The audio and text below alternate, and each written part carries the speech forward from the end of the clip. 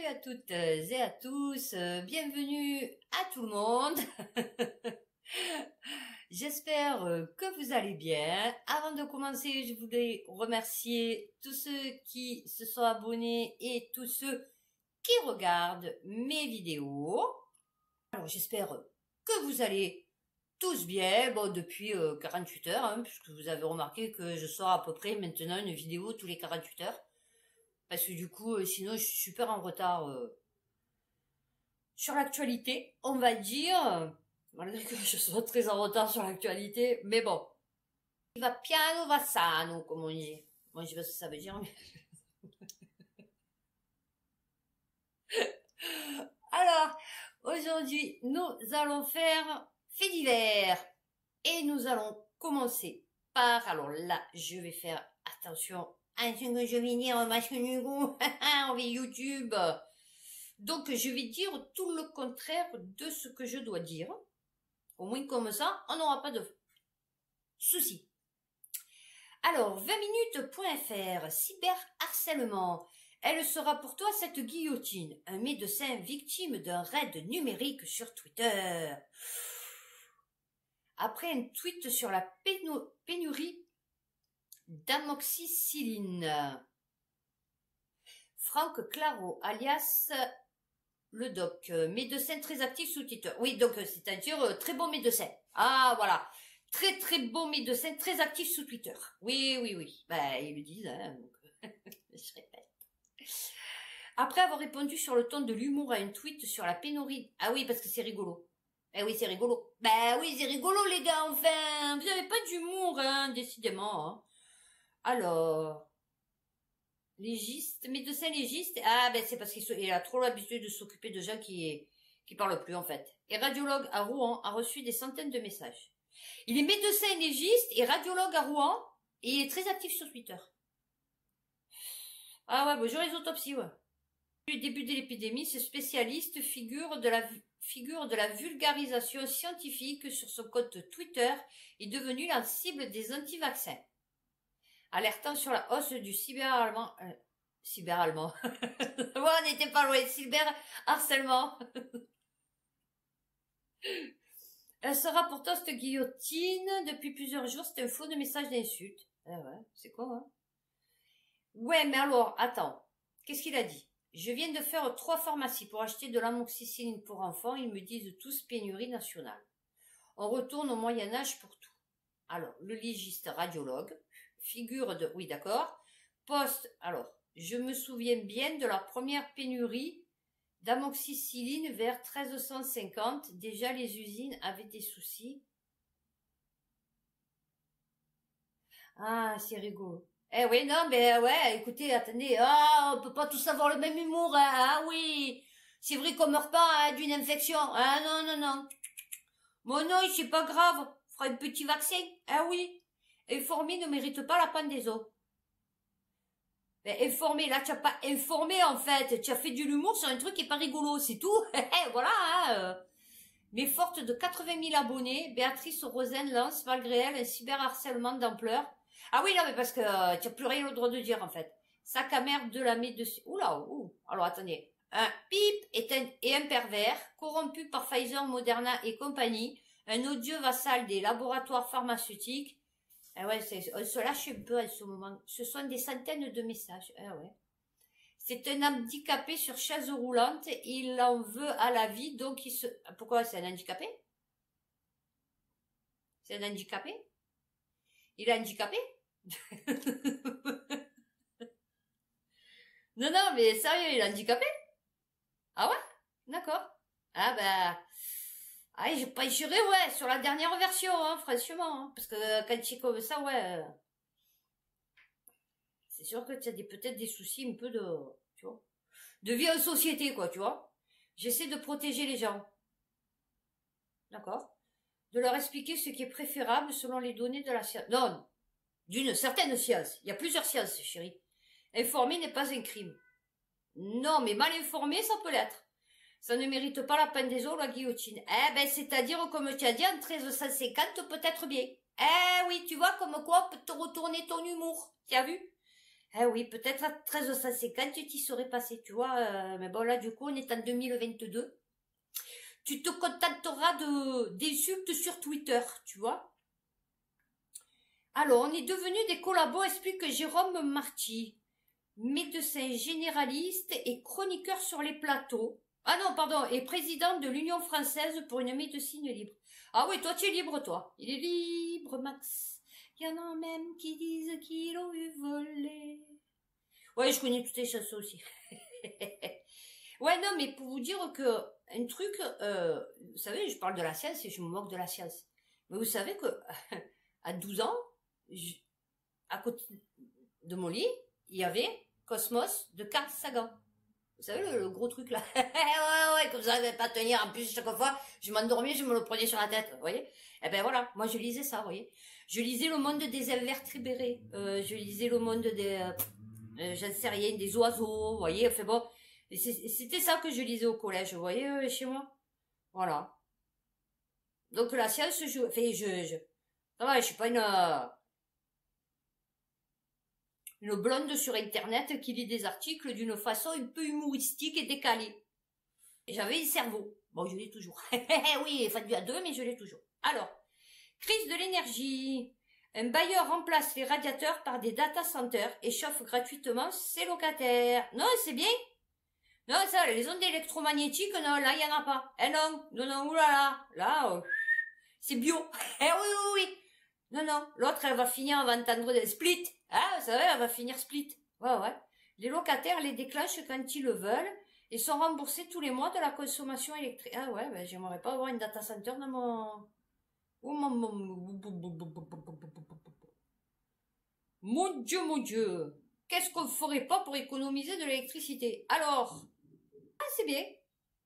Data center, un bailleur. Alors j'espère que quand même il a demandé l'autorisation. Non, non, parce que du coup, si il est arrivé direct en te disant, bon, regarde, en plus on dirait les chauffages, vous savez, d'avant là, les chauffages à gaz qu'on avait. J'en avais un, moi, à côté de la chambre. C'était à gaz, vous savez, c'était noir. Ils étaient noirs. Et ben on dirait pareil. Mais non, c'est des data centers. Alors, midilibre.fr, faux employé de la Poste, près de 700 000 euros de chèques dérobés en quelques mois par un homme déguisé en facteur. Eh ben moi, on m'a volé le colis de mon fils dans ma boîte aux lettres. Non, parce que comme ils ont eu la bonne idée, parce qu'avant vous aviez nos boîtes aux lettres pour chaque personne, d'accord? Et vu que c'était des petites boîtes aux lettres, d'accord? Donc c'est vrai que le facteur, ça le faisait caguer de sonner, de demander si la personne elle était là, il avait tous ses paquets, machin. Bon, après, il venait en camion, ok, enfin camionnette. Et donc, ils ont eu la bonne idée de se dire, oh, bon, comme des fois, la personne elle est pas là, machin et tout, enfin bon. Donc, on va faire un système que quand tu ouvres toute la porte avec, par exemple, une quinzaine de boîtes aux lettres, tu vois. Donc, moi, je savais pas comment ça s'ouvrait. C'est la dernière fois, le mec, il ouvre, et en fait, tu as toutes les boîtes aux lettres où tu peux te servir. Tu vois, voilà, c'est un petit magasin.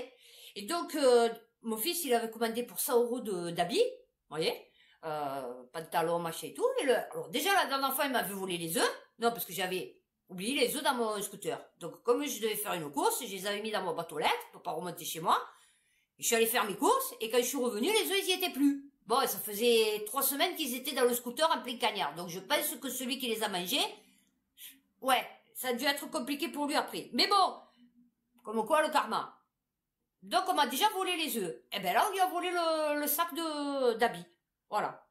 Non, non, mais ça, c'est une bonne idée de... Ah oui, on vous a mis la boîte aux lettres aux normes. Ah oui, c'est sûr, le mec, il ouvre, il a tout ce qu'il veut. Électroménager, numérique, habits, bouffe, chèque, tu vois, liquide. Parce que des fois, il y en a, ils laissent des sous, tu vois. Imagine, tu laisses 10 euros pour pas remonter, ou j'en sais rien. Ah ben non, tu le prends. Ah oui, oui, oui, tu laisses ton casque. Je laisse plus mon casque maintenant. Parce que le casque, il rentre, tu vois. Donc du coup, je me suis dit, je vais mettre le casque, je vais faire 2 cours, je reviens. Pour pas remonter chez moi, déposer le casque. Non, ben je le laisse plus. Parce que du coup, je me dis, s'il ouvre et qu'il voit le beau petit casque, il va se le prendre, le mec. Eh ouais. Ah, mais c'est bien. Donc voilà, 700 000 euros. Voilà, je vous ai raconté ma vie. Mais bon, c'est la vie de la populace. Voilà, l'homme de 40 ans, fublé d'un déguisement de facteur, prélevait le courrier dans les boîtes aux lettres afin d'y... Oui, il devait avoir le pass. Voilà. Comme à mon avis, quand tu travailles, qu'après tu travailles plus, Il doit pas te demander de récupérer les clés, tu dois te retrouver avec ton passe, tu vois. Tu ouvres toutes les boîtes aux lettres, puisque c'est un truc, c'est standard, vous voyez. Non, non, mais c'est bien. La dépêche.fr, estomaquées, des religieuses aveyronnaises sont sans eau chaude ni chauffage après s'être fait voler 5000 litres de fioul. Oh ouais. Oh, bah, y en a, ils vont dire, oh, ouais, le bon Dieu, il t'a pas chauffé. Tu n'as pas pris de la chaleur de Jésus, ça y est, bon. Non, non, mais mort de rire. Non, c'est pas rigolo, mais je veux dire, les religieuses de la baisse en Aveyron se sont fues de... Non, mais franchement, il faut les vivre. Hein. Privées de chauffage et d'eau chaude. Ah ouais, mais il y a de quoi être choqué. Hein. On a voulu brancher pour chauffer un petit peu, il n'y avait plus rien. Plus cher. C'est pas rigolo, mais on va l'estimer à 7000 euros. Ah bon, c'est 7000 ou 5000? Non, parce que du coup... Oh, été le premier depuis l'installation des religieuses dans les années 60. Oh, ma chérie, les temps ont bien changé, tu sais. Alors que la période hivernale s'installe. Ah ouais, on a pu avoir à peu près 3000 litres. Eh ben voilà, les gars, qu'est-ce que vous faites là, les Français patriotes, hein?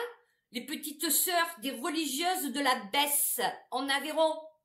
Ben voilà, envoyez-leur des litres de fioul, hein? Parce que les valeurs chrétiennes, non mais je sais pas, parce que vous êtes toujours là en train de valer... Elles sont à fond, ok. Mais vous, aidez-les. Non, non, mais un truc de fou.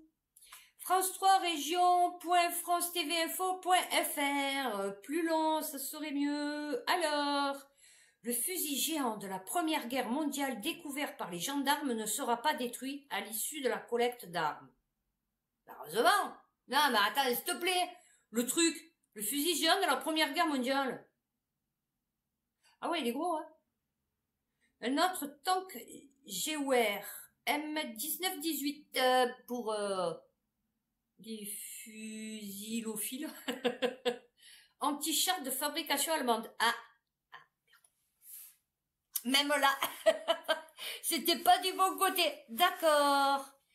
Sur cette photographie, des militaires britanniques ont capturé et exhibent cette arme aux proportions gigantesques. Eh ouais, nous on allait la détruire. Eh ouais, quoi tu me diras, ça m'aurait pas étonné. Alors, un G, ouais, d'accord. Une pièce de collection. Putain. Oh, le mec, trop con. Mais tu le vends pas, ça. Moi, j'ai le casque. Là. Je le vends pas, je le garde. Et puis après, j'ai cette espèce de douille. Je sais pas ce que c'est. Que j'ai récupéré de chez mon père. Qu'il avait gardé de la guerre. Et j'ai pas vendu, hein. Déjà, on a vendu les masques. Putain, pour une bouchée de pain. Alors que, on va vendre les masques à gaz de la guerre 39-45, on en avait 2. Alors, en plus, ils étaient en bon état. Ils étaient dans la boîte et tout. Ah ouais. J'aurais jamais dû les... Bon, fait. 17 kilos. Ah oui, plusieurs soldats. Ah oui, putain, bonjour le recul, quoi. Non, non, mais mort de rire. Là, tu as un recul et... Oh, quel intérêt. Il y en a un, il doit se suspendre au canon, tu sais. Oh bah oui, tiens, feu. Bon, pour empêcher que le truc il se soulève. Ah ouais, non, parce que je connais, j'ai déjà tiré. Eh ouais. Alors, à l'occasion de la campagne mentionnée ci-dessus, les âmes abandonnées à l'état. Là où on est allé, il y en avait des armes. Ma cousine, là, la cousine à ma mère qui est morte, elle avait un fusil et elle avait un gros, je pense que c'était un Colt, un gros, comme ça.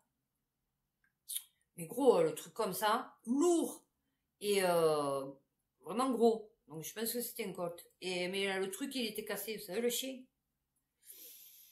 Je crois que ça s'appelle le chien. Ou le chat. Bon ben voilà, il m'en reste plus qu'un. Allez. À Nice, l'enregistrement accablant d'un entretien entre un agent de l'État et une demandeuse d'asile. Oh, quand il a demandé. Comme Darmanin, il a fait comme Darmanin? Non, parce que j'aimerais savoir. Alors, Libération.fr. Alors, tac, tac, tac. Demandeuse. Alors, souffrante de séquelles d'un AVC et enceinte. Ah ouais, d'accord. Ouais, c'est-à-dire que nous, on se prend toujours le top du top. Pressé de raconter un viol par l'officier. Ah ouais, d'accord. A vu sa demande rejetée. Pressé de raconter un viol par l'officier. Ah, elle s'est fait violer par un officier. Attends, oula, c'est quoi cette histoire? Alors, l'affaire remonte au 22 mai 2022. Rose, qui réside à Nice. D'accord. Se rend à l'OFPRA, où elle doit être entendue dans le cadre de sa demande d'asile. Elle a alors 28 ans et est enceinte de 8 mois. Ok. On a le contexte général. Comme le veut la loi, cet entretien avec l'agent de l'OFPRA est enregistré. La conversation dure 50 minutes. Le premier quart d'heure est consacré au parcours migratoire de la jeune femme, partie du Cameroun. Oh, non, je n'étais pas français. Non, on n'y est pas allé. Non, on n'y est pas allé, je sais pas. On y est allé? Ah, au Cameroun? Oh, non. Elle affirme être passée par la côte du... Ah bah là non plus. Puis remontée vers le Niger. Ah ouais. Et enfin la Libye. Ah bah là non plus, il n'est pas allé. Elle reste 3 ans dans le pays et subit même en 2019 un accident vasculaire cérébral. Ah, pas de cul. Eh ouais. Depuis, elle souffre de troubles de la parole. Ah. Alors si en plus elle parlait pas trop français, ça doit être compliqué. Bon, enfin, je sais pas. Alors, ce n'est qu'après son arrivée en France en décembre 2020 que la jeune femme est prise en charge et soignée. D'accord. Une particularité précisée dans son formulaire d'asile, madame éprouve des difficultés à parler et à comprendre. Elle a besoin de temps et ne saisit pas toujours la teneur des propos des suites de son AVC. Ok. Bon, je m'en tiendrai là sur le commentaire. Une précision donc ne tient pas compte de l'officier de protection chargé de... Alors qu'elle a mis à l'examen des motifs de la demande d'accueil, la jeune femme est en difficulté. Elle peine à formuler une phrase complète et ne comprend pas toujours les questions. Elle raconte avoir fui un mariage forcé au Cameroun. Non, mais ça va, c'est bien. Oh, c'est bien le Cameroun. Ah ouais, non, ni vie libre. Oula. L'officier s'impatiente, souffle, soupire et tape du poing sur la table. Ah ouais, si en plus tu pars comme ça, ouais, c'est sûr que... Après une demi-heure d'entretien, Rose montre un signe de défaillance. Ça va, lui demande le fonctionnaire. La jeune femme répond difficilement, oui, ça va. L'homme rétorque à bout de patience, vous êtes sûr, vous n'allez pas accoucher ici? Il hausse le ton, s'emporte par moments et ne cesse de couper son... Ah bah oui, déjà qu'elle a des problèmes pour parler. Ouais, mais bon, après, tu vois, je veux dire, comment tu veux faire? Comment, elle est pas aidée par quelqu'un pour, je sais pas, genre d'avocat, association? Qu'est-ce qu'ils foutent, les associations? Même quand l'échange porte sur des potentielles violences conjugales, physiques et sexuelles. D'accord. Ça s'est bien passé ou pas, madame? Comment ça s'est passé, la vie conjugale? Alors, et les rapports, ils étaient comment? Journaliers, hebdomadaires, mensuels, trimestriels? Quelle pause? La 1, la 2, la 69, la 44? Ouais, et bon alors... Non, mais ouais, non, mais c'est ça. Pendant 4 mois, ça s'est bien passé? Eh ouais. Ça a été court. Ah ouais, bah écoute, attends, oh. Alors, c'est ça quand il me dit, bégayait Rose, l'officier l'interrompt. Ça s'est bien passé ou pas, madame? Non, mais je vous demande, est-ce que ça s'est bien passé, votre dernière relation sexuelle? Elle lui répond d'une voix lasse, non, ça ne s'est pas bien passé, là j'enchaîne. D'accord. Qu'est-ce qu'il vous a fait? Quand j'étais là-bas chez lui, je devais faire tout le ménage. Oui, d'accord, mais c'est pas ça que je te demande. Qu'est-ce qui t'a fait sexuellement? C'est ça que je te demande. Tu comprends pas que c'est ça que je te demande?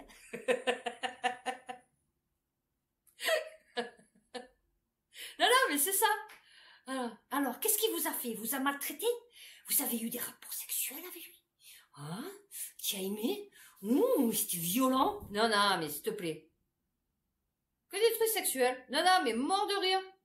Et en plus, comme elle lui a pas bien expliqué, parce que bon, du coup, elle bégayait, donc il lui a dit, non, c'est bon, tu m'as gonflé, tu es pas prête. Tu es pas prête. Allez, c'est bon. Rentre chez toi. Tu reviendras quand tu auras compris le système. Oui. Non, mais morte de rire. Ah oui, non, mais quoi, vous voyez, on peut toujours trouver une note d'humour positive, même dans la pire des souffrances, tu vois. Non, mais franchement, c'est... Non, mais c'est ça, hein. Mais c'est ça. C'est ça. C'est exactement ça. C'est hallucinant. Bon, fait. Voilà. Ben, écoutez, j'ai fini sur, faits divers. Hein, je pense que c'est ça que j'étais en train de faire. Oui. Et ouais, je m'en rappelais plus. Mon cerveau vagabonde. Donc, j'espère que cette vidéo vous a plu. N'hésitez pas à liker, à vous abonner. Merci encore à tous ceux qui le feront. Et d'ici là, prenez soin de vous, faites attention à vous et puis à bientôt pour une prochaine vidéo.